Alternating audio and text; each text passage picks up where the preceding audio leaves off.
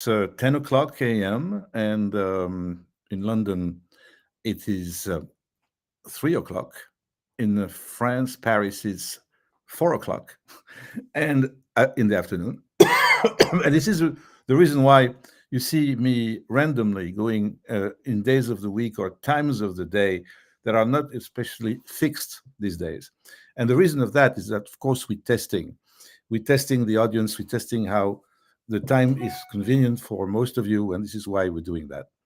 Anyway, welcome to You Change the World, and welcome again to this weekly live event. Last week was not on because we had some technical problems, but that happens in our little, craftsmanship organization. We are in fact broadcasting this today on 5 channels right now for the live event, and then on podcast. The 5 channels are LinkedIn, X, former Twitter, Instagram, Facebook, and YouTube. And I really encourage you to subscribe on YouTube as soon as possible. In fact, right after or right now, as you are watching, so that we can really multiply the programming, have more content and really quality content. So that's the announcement I wanted to say. And the other thing about housekeeping is please go to the website www.andrepolitzer.com to send your messages, to react and interact, and also get some more information about what we do in the coaching space. Especially recently, we have launched a new product, if we want to say the product, a new service that we call the Spotlight Mindset. So I just leave you the intrigue of finding out what it means and what it is about. Lastly, I would like to also invite you to write your comments, be alive, be with us through the messaging that you see on the right of the screen. That is in fact available, I think, to you on LinkedIn especially.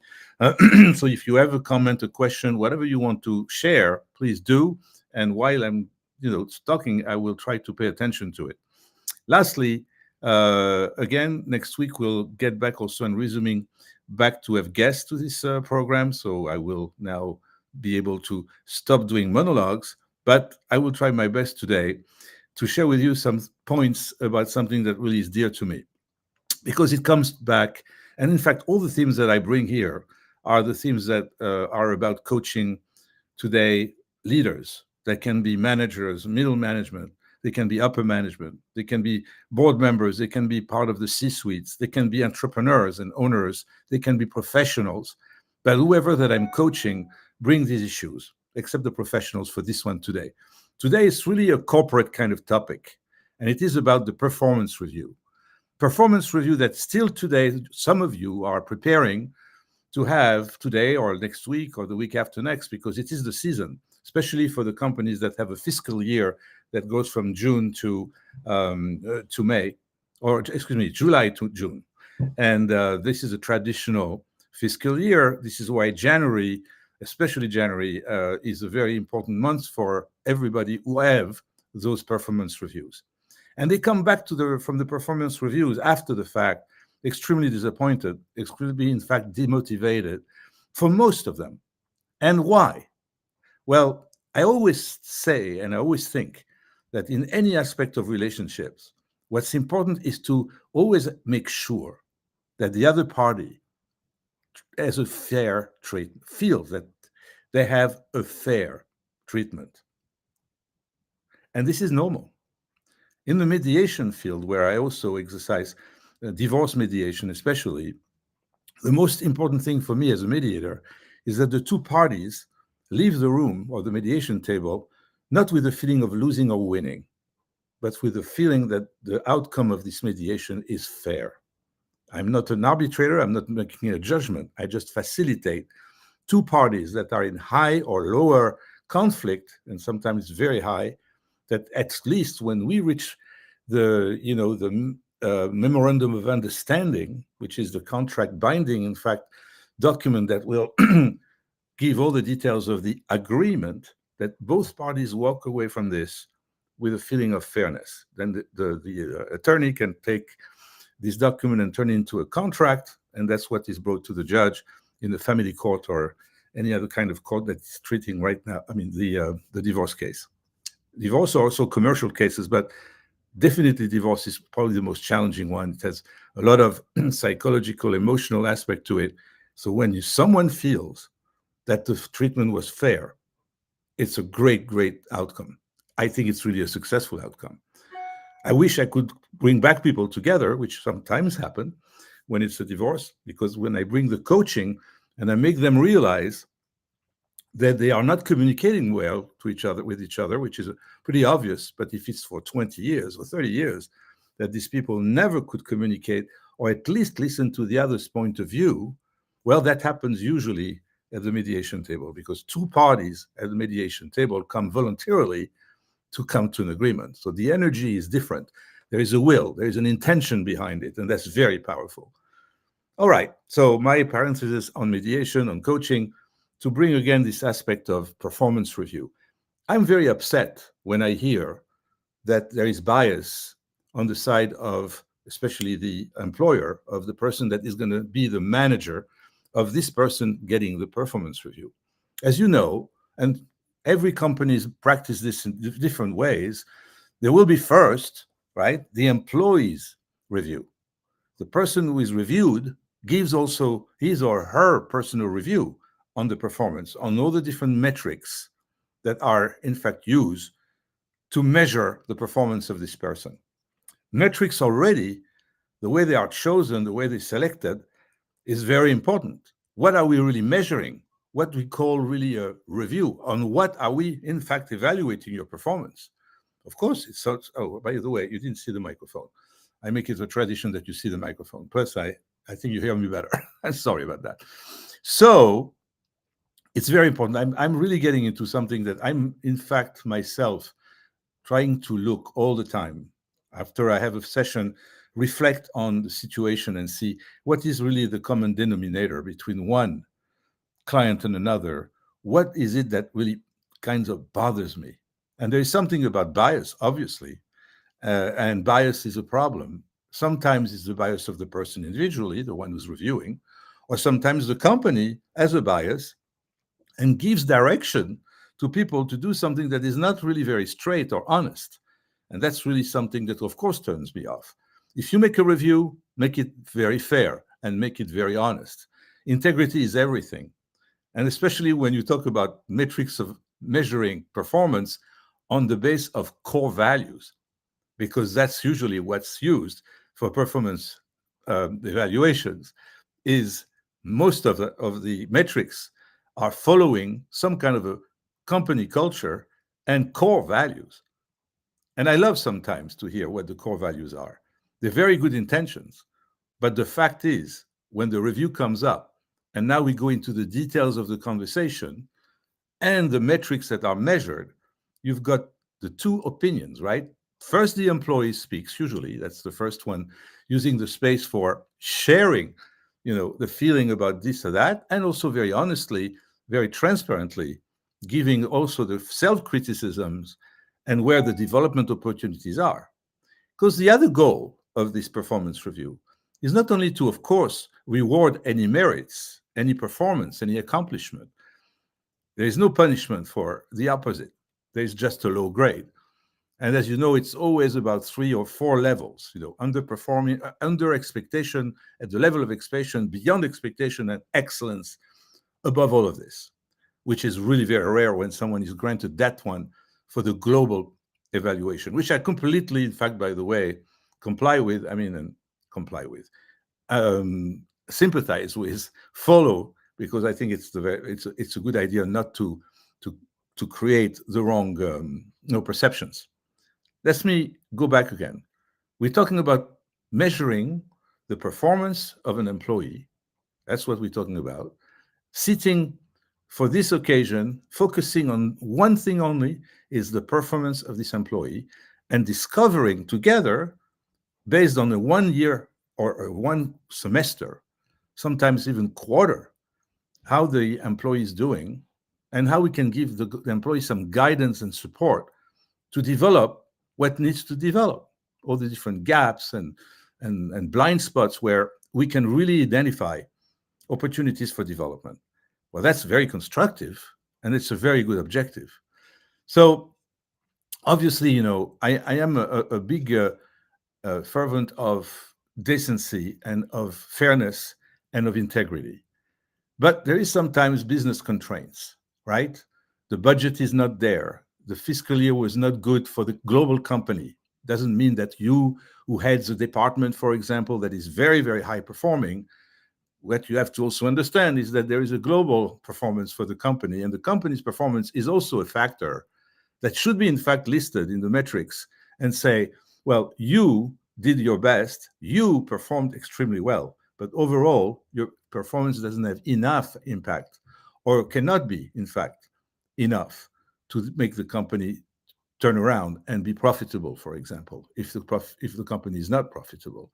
So on both sides, we need a lot of empathy and a lot of understanding, smartness, wisdom, to understand that there is, of course, things that are not people's will when it is about the whole company's performance. And if there is a budget limitation, if there is directives from the board that may hinder a fair distribution of rewards or promotions or impacting employee motivation, it's going to impact the employee's motivation. That's what I wanted to say. So in the flow of what I say, many, many images come to my mind.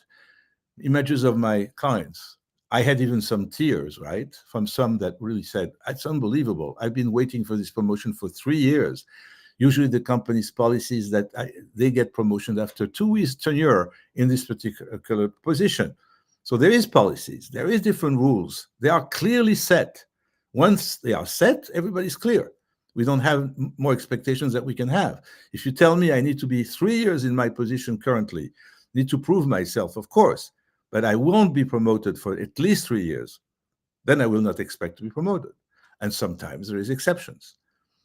Okay, so find resources in different studies by Gallup or by the HRM, the HR Society, which is an association spread in the US and I think worldwide.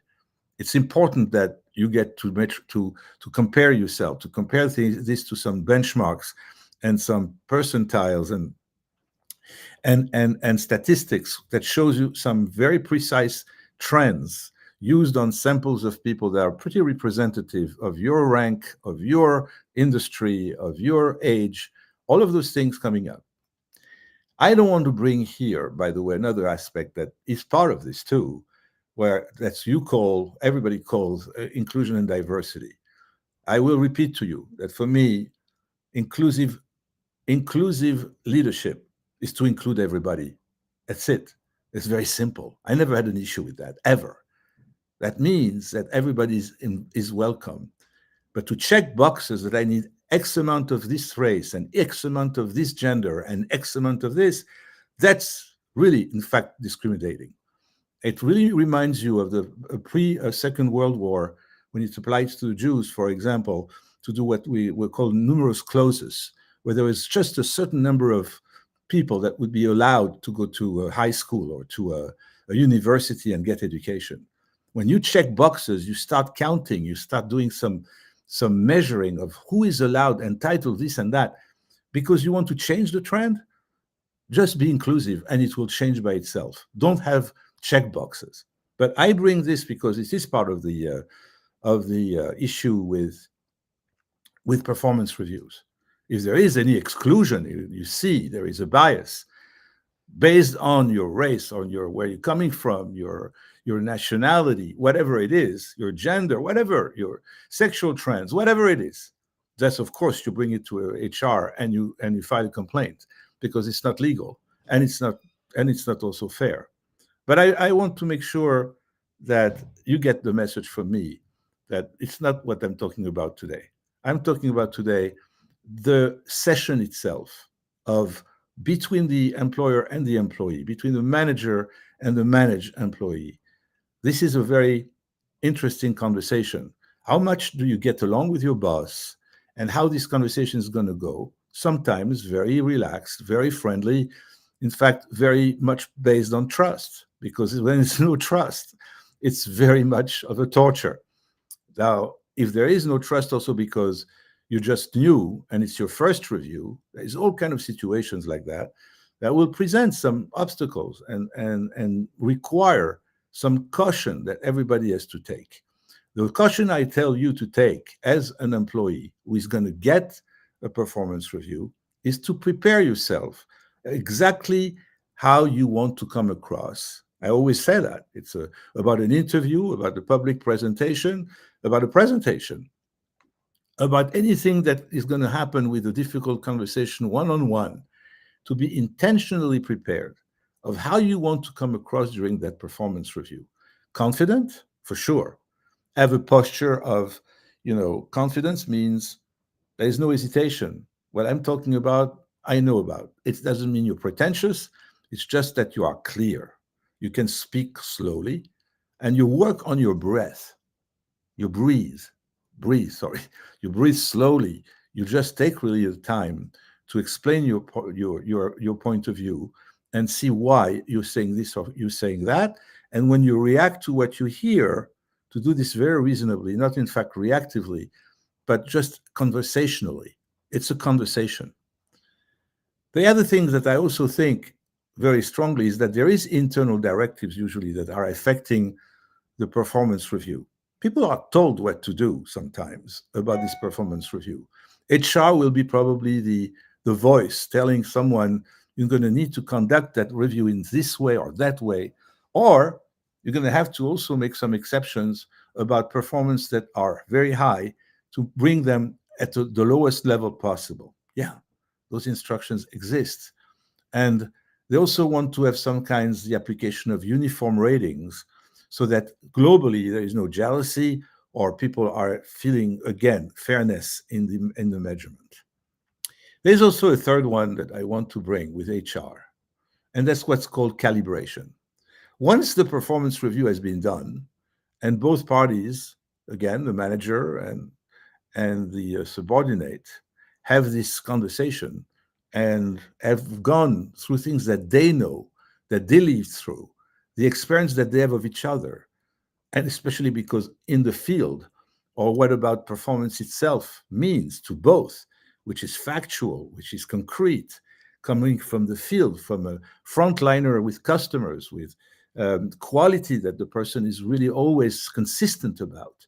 What does HR can do with objectivity, right, and knowledge to interfere in this process of performance review?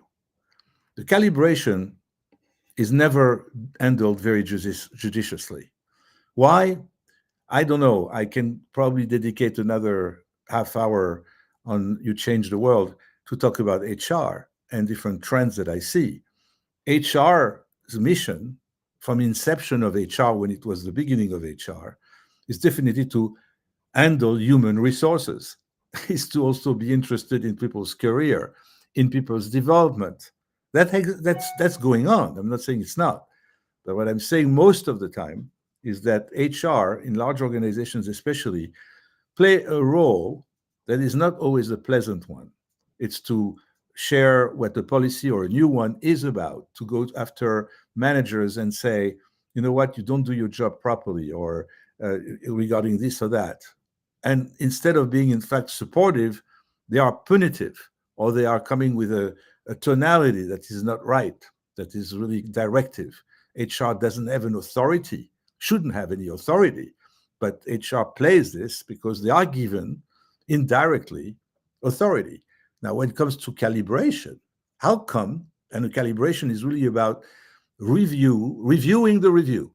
It's about contributing, right, to the judgment of how someone is performing. I'm asking you, right, HR, what do they know about this performance so much? Okay, they get again directions to kind of bring the number, if it's a 3.5 or whatever, to another eventually level based on one or two metrics that have been or neglected or not measured properly in their view. But whatever it is, it's a review of the review, and it is not very good, usually. In fact, when it's called for, there's a very, very bad vibe going on for most of the managers having this calibration to do. HR gets involved, and it's not a good thing. I'm saying that personally, again, it's my personal point of view, but I see it also from the standpoint of the people that I coach, where they are not understanding always where it comes from or why the calibration changed the performance review. Sometimes it doesn't. It's just to make 1 or 2 points additional to what has been described in the report of this evaluation. They want to add 1 or 2 points that have to do with the company's policy or with those core values that I talked about. For the last few minutes that are left, and I don't see any comment or questions yet, but I would like to invite you or to do it now or to send me messages on the website. I really encourage you to be critical about this and assess the impact of all these internal directives that are coming, the constraints on the fairness of the performance evaluations. Because people are not dumb. People hear what you say. People have also their emotional intelligence. And sometimes it's not very high. They're just going to remain extremely vulnerable. You know your people. Usually you do. So this performance review is an opportunity also to be supportive, to give encouragement, to empower people.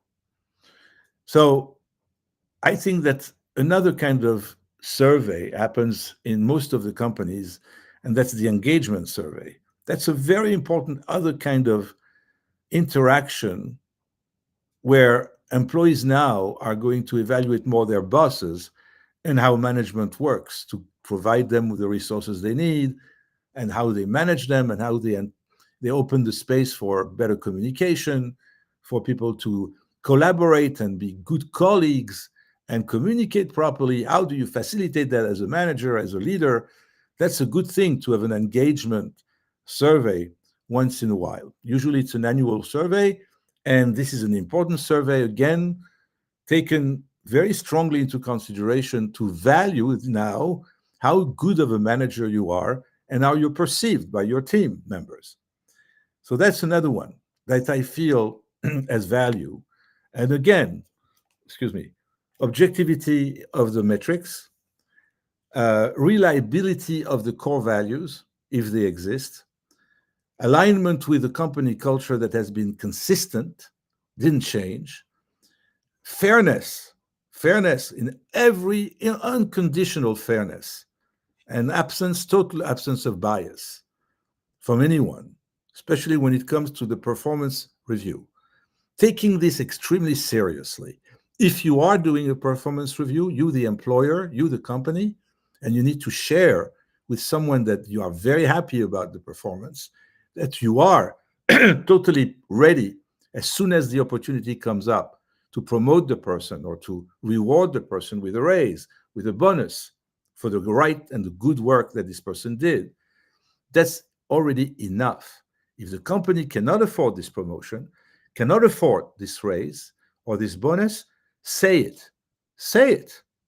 And usually people know, because when communication flows properly in the company, people are aware of that. But take that space of the performance review very, very seriously. Take it as an opportunity for both to communicate clearly, to make for once a formal moment when you can still be relaxed and have confidence in yourself. Both sides, confidence in yourself about what you do every day, about how you collaborate every day, and all the different metrics of performance where there is always an element of your performance as a single person, then how you perform with other people, how you manage people if you are reviewed on your management and what you're performing there. And then after that, it's all other things that, again, align with the metrics that have been defined and agreed upon.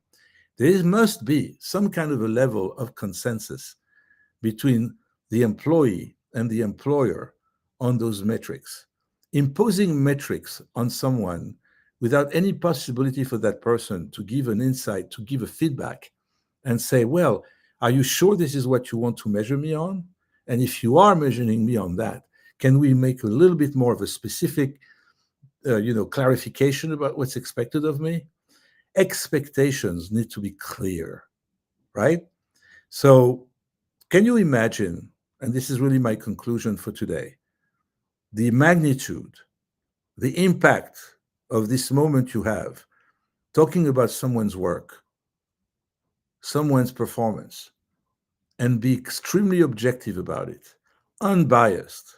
That if the company gives you instructions to change something, and if it would be even to lie, to kind of really reject that completely, because it's not your value to do that. I always say to people, you have your very core values of yourself, your own. They are the most important ones. And do not negotiate with them.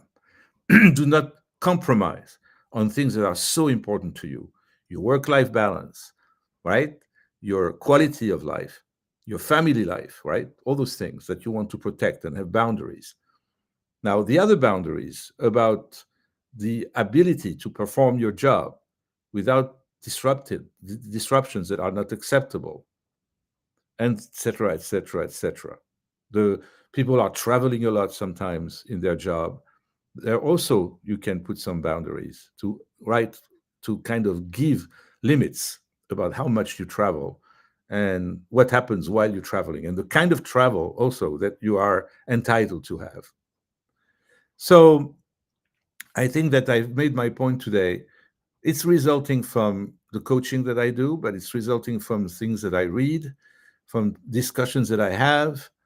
I think that there is a lot of opportunities to improve this action and this moment called the performance review. This is a very privileged moment that people should take advantage of. It's a positive time. It's a time for integrity, for honesty, for transparency. Everything contradicting that should, in fact, remove the existence of this review and just keep going on your day and do not make it because it's going to create a friction or it's going to create a doubt or it's going to really create mistrust. What you don't want is to demotivate and lose the trust of your employees. And this is a very dangerous space where you can lose it in 1 second. In fact, vice versa. But really, I take the employer's challenge that it should be well defined. The metrics should be explained, should be agreed upon, at least for most of the metrics. Maybe some have to do with the core values and some have to do with other things. Economically, financially, that's for sure things that you can direct and put as they have to be.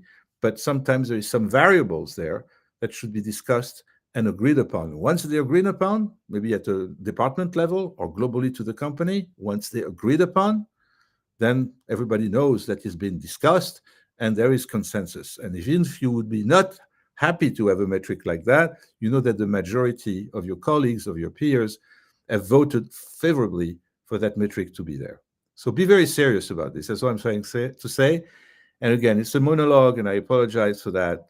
I hope we'll have this discussion coming back now with some experts in the field, some HR people, some C-level executives with their own opinion, with what they hope to do and what they're going to change in the future, in the near future, for this to be always maximized in quality, in integrity, in transparency, and in honesty. When anything else happens during this time, it just jeopardizes people's career, it jeopardizes people's financial status, and status meaning their expectation of why they go to work and if they are compensated fairly. All of those things are important and they are part of a conversation. It's a dialogue, it's communication, and you need, when you're the leader, to be effective in what you do and when you communicate, especially. So this is all I say, and I really wish everybody a very good weekend, and I see you next week. Bye.